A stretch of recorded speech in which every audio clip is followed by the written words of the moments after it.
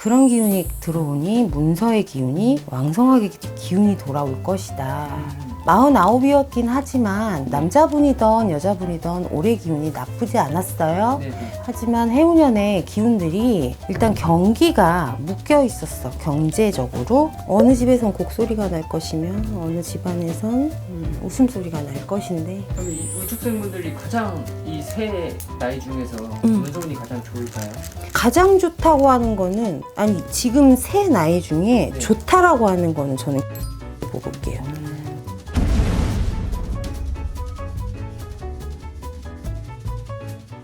안녕하세요. 안녕하세요. 네, 선생님 잘 지내셨죠? 네. 이번 시간 주제는 문서운에 관한 건데요. 네. 2023년에 문서운이 제대로 들어와서 대박이 날 수 있는 띠나 나이 있을까요?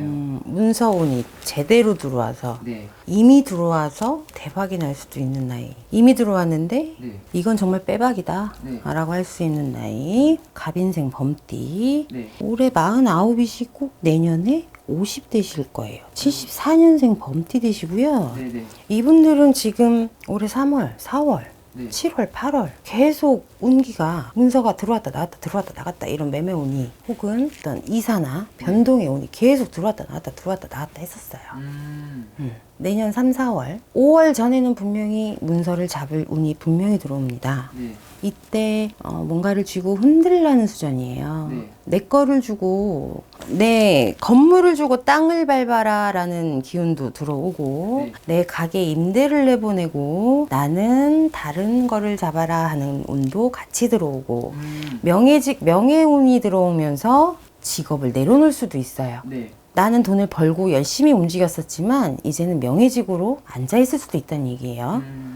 그런 기운이 들어오니 문서의 기운이 왕성하게 기운이 돌아올 것이다. 49이었긴 하지만 남자분이던 여자분이던 올해 기운이 나쁘지 않았어요. 네, 네. 하지만 해운년의 기운들이 일단 경기가 묶여 있었어. 경제적으로. 그래서 안 움직였던 것 뿐이다 그러세요. 원래 이전부터 움직였었어야 돼. 그래서 2달에 한 번씩 들쑥날쑥 했던 게 네. 내년에는 왕성한 기운으로 쭉 치고 올라갈 것이며, 9월 정도야. 8월 보름 지나서 9월이다 10월이다 될 때는 네. 분명히 그 정점을 찍을 것이다 이러세요. 네. 가장 왕성하게 들어온 띠, 갑인생 범띠다 그러시고요. 네, 네. 경술생 53 개띠 되시고요. 네. 70년 개띠 되세요. 4, 5년간 묶여있던 문서의 운이 풀린다 그러세요. 4, 5년간 묶여있던 문서가 풀린다. 네. 이분들은 아무리 늦으셨어도 51, 52에는 이게 직장의 변동이야. 네.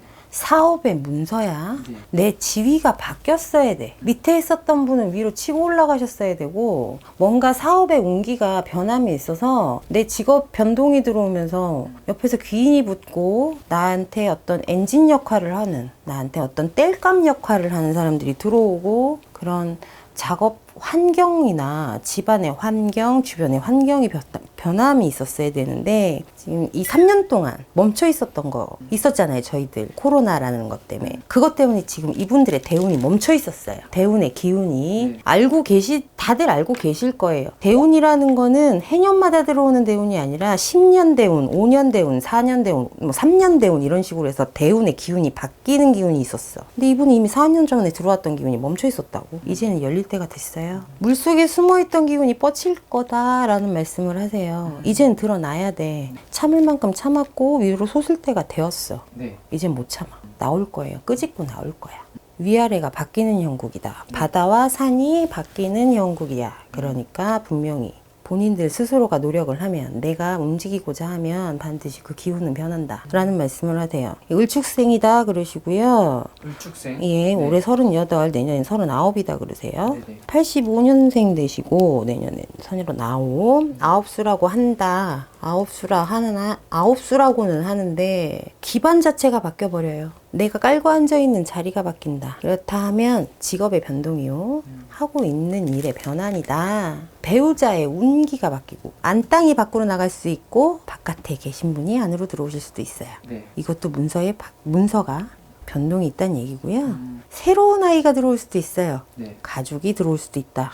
이 말은 아이가 생길 수도 있다는 얘기지. 네. 사람의 문서도 문서라. 집안에 좋은 소식이 좀 자주 들릴 것 같다라는 말을 하세요. 그렇지만 안 좋은 기운도 함께 동할 수 있어. 이 말은 어르신들은 가실 수도 있다는 얘기야.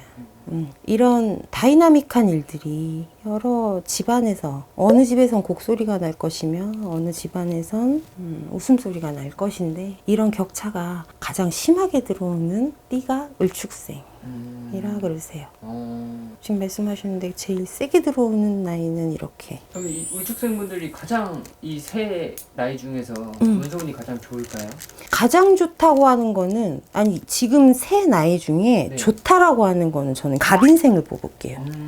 굳이 좋다라고 하면 네네. 지금 현재 지금 이 운기로 봤을 때 뭔가를 잡고 뭔가를 내어주면서 다른 거를 잡고 뭔가 이렇게 잡잖아. 네. 뭔가를 깔고 안고 버리는 게 없어요.